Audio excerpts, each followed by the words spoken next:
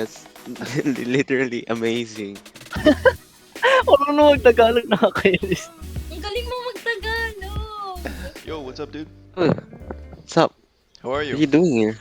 I'm chilling, looking to chat with some people. Maybe practice some different languages. Oh, really? I bet you've encountered a lot of Filipino here. Yeah, there's quite a few Filipinos. Is that Like where you're from? Yeah, I'm from the Philippines. Okay, what part of the Philippines are you from? Manila. So Tagalog How ka lang about- o may dialect ka pa? Oh, you know Tagalog.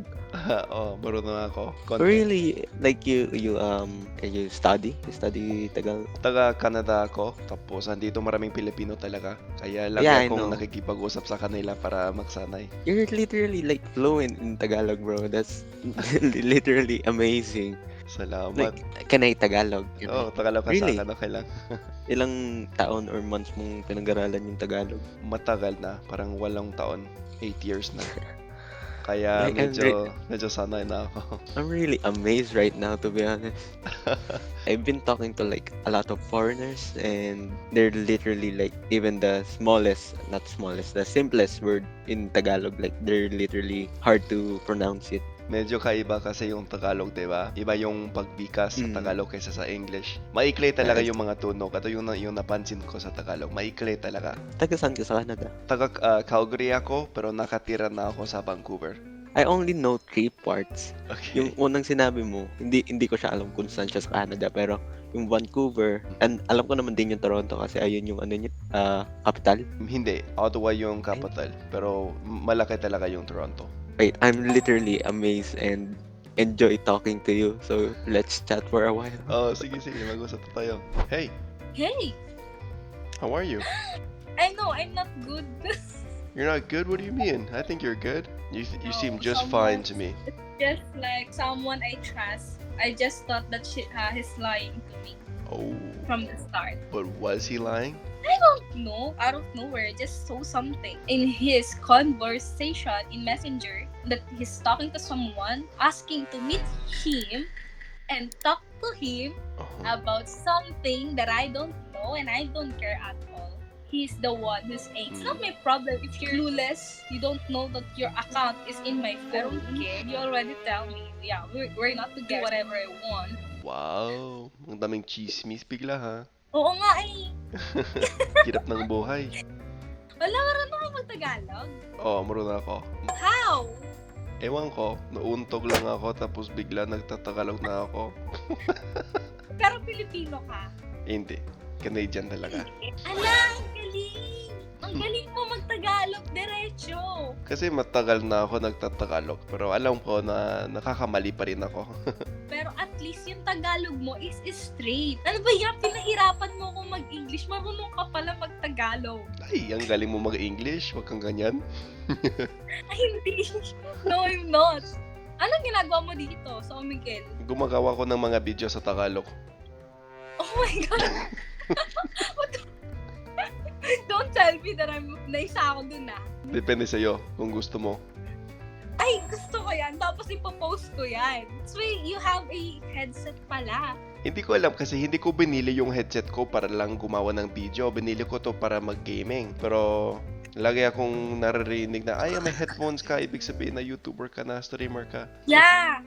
I just asked you, anong ginagawa mo dito? Yung pala gumagawa ka ng video. Pero I'm nung, gonna wait my video here. sige, abangan mo yun. Oh, sikat na ako. Sorry. Sino ka? Sino ka? Sikat na ako. Ganun. You guys know that I speak Tagalog, but did you know that you guys can learn to speak it too? Introducing my brand new Beginner's Tagalog course. Months of dedication have led to this moment, and it's finally here. This course is your ultimate gateway to mastering the basics of Tagalog from the ground up. With 10 easy-to-follow video lessons, we've got you covered. From nailing the pronunciation to unlocking the trendiest slang, this course is a comprehensive beginner's package of all things Tagalog. You won't believe how quickly you'll form a strong foundation in the language. Dive into the heart of Filipino culture and language, an opportunity you can't afford to miss. This course is my passion project, born from the desire to provide a resource to you guys that I wish I had when I started my Tagalog journey. Ready to learn? Check out the first link in the description for more details and seize this opportunity to make Tagalog a part of your story. Now back to the video. Yo, what's up, man? Yo, what's up, man? Where are you from? I'm from Canada. Ooh, that's nice. It's okay. It's pretty good. Where are you from? I'm from Philippines. Nice, dude. Where are you in the Philippines? Luzon? May dialect ka ba o purong Tagalog ka lang? Marunong mag-Tagalog, nakakainis. Ayos. Nagulat ako dun, ah. Oo, marunong ako mag-Tagalog. Konti. Nagulat ako. Nakakabigla ka naman, kuya. Anong pangalan mo, pre? Ano po, Anthony. Okay, ako si Jared. Oh, nice to meet you, Jared. Ikaw din. Kamusta yung buhay dyan sa Luzon? Ganun pa din, magulo. Magulo. Ano, nasa Maynila ka ba? Yeah. Nanggaling ka bang, Pilipinas? Hindi. Taga dito ako. Hindi pa ako Saan? nakapunta sa Pilipinas. Pero marunong ka mag-Tagalog. Ang galing. Salamat. How did you learn? Andito lang ako natuto kasi maraming Pilipino na nakatira sa Canada, di ba? Okay. Nakakagulat ka kasi. Nagugulat talaga yung mga Pilipino pag nagtatagalog ako. Kasi parang bihira yun eh. Konti lang Oo. yung foreigner na marunong magtagalog. Konti lang talaga. Ibang klase ka. Kaiba. Hindi ko alam kung maganda yun o hindi, pero kaiba ako. Ano talaga, Tagalog na Tagalog, walang halong Mas onte yung English ko sa Tagalog eh. Kasi para sa akin, English yung unang salita ko. Kaya ayoko naman mag-English ng marami pag nagtatagalog ako. Arte lang ako yata. Di nga ako marunong mag-English, taro mo ako. Ay, marunong ka mag-English. Ang galing talaga ng mga Pilipino mag-English. Mas magaling pa kayo kaysa sa akin sa Tagalog. Di nga ako marunong mag-English eh. Pagpunta na ako sa Manila, tatawagan kita. Pwede mo akong i-tour. Go. Lalo na dito sa West. Hindi ko alam, sa tingin ko saan sa Canada. Pero lalo na dito sa West, maraming Pilipino talaga. Yeah, like napag-aralan ko din before, like immigrant yung nagbubuhat ng economy ng Canada. Doon sila nagre-rely. Oo, kasi ang sipag ng mga immigrants dito ay nagtatrabaho sila ng marami. Yung mga main groups dito ng immigrants, yung Pilipino, Chinese, tapos Indian. Pero ito yung gusto ko dito sa Canada na pwede akong magtagalog araw-araw dito kung gusto ko. Kasi Maraming makakataon makipag-usap sa mga Pilipino. Gusto ko rin matuto ng Chinese pero hindi ko alam. Mahirap. Mandarin is the hardest language daw eh. Kumuha ako ng isang klaseng Chinese sa university pero medyo mahirap. Depende yung grammar, medyo simple lang kasi hindi kagaya ng Tagalog. Hindi naman nagbabago yung pandiwa, yung verb, pero may tones sa Mandarin. Do you Apat na remember tones. some of the Siyempre. words? Hindi naman yung mga basic lang, kagaya ng ni hao, Yeah. wohon hao. Pero nakuha mo yung nakuha mo Si- yung grammar. Pero parang konti lang, yung mga basic. How many language do you know? Mga apat. English yung unang salita ko, siyempre. Tapos Yeah. Tagalog, Spanish, at German. German. Literally, I know na German is a hard language din na. Medyo mahirap din yun. German yung lahi ko, pero yung pamilya ko, hindi sila nagsasalita ng German. Kaya kailangan ko rin matutunan yun para sa sarili ko. Saan ka sa Pilipinas? Quezon City. Quezon. Pumunta ka na ba dito? Hindi pa. Marami akong followers taga Quezon City. Oh! Pero may balak kang pumunta ng Pilipinas. Gusto ko talaga, pero wala pa akong balak kasi wala pa akong pera makapunta doon eh. Kailangan ko muna mag-ipon. At medyo mahirap yung buhay dito sa Canada kasi ang taas ng mga presyo dito. Oo nga daw, iba nga daw dyan yung mga presyo. Wala akong pera, may butas sa bulsa. May butas sa bulsa. Ano nangyari? Ba't ka may butas sa bulsa? Ewan ko, nangyayari lang. Ang galing mo magtagalog. Really? As in parang all of the words ng Pilipino alam mo na. Sila except lang dun sa mga malalalim na Tagalog word. Nahihirapan ko sa mga malalim na salita sa Tagalog. Tama yun. Like that, nahihirapan ka pero tingnan mo yung pagsasalita mo. Straight. Ay, ang bait mo lang sa akin, ha? Hindi seryoso kasi parang lang, hindi kasi siya mostly sa mga Canadian na katulad mo na ganon. Na ganon magsalita ng Tagalog. They don't know how to speak Tagalog at all. So we just gonna speak in English all the time. Kasi yung mga Pilipino, magaling talaga kayong mag-English, diba? Kaya usually yung mga Canadian o yung mga English speaker, nag-English lang sila sa inyo.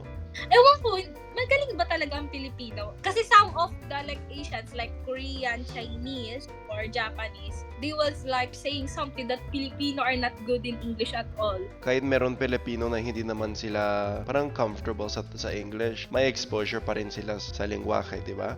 Nakakaintindi sila, ganun. Pero halos lahat ng mga Pilipino, magaling talaga. Sa Thailand kasi, ang kinukuha nilang English teacher is mostly from Philippines. Oo nga, o taga Korea din, 'di ba? Madalas 'yon na natututo sila ng English sa mga Pilipino. Yung mga Pilipino may punto sila, pero parang fluent pa rin. Okay lang 'yun. May accent din Yeah. ako sa Tagalog, 'di ba?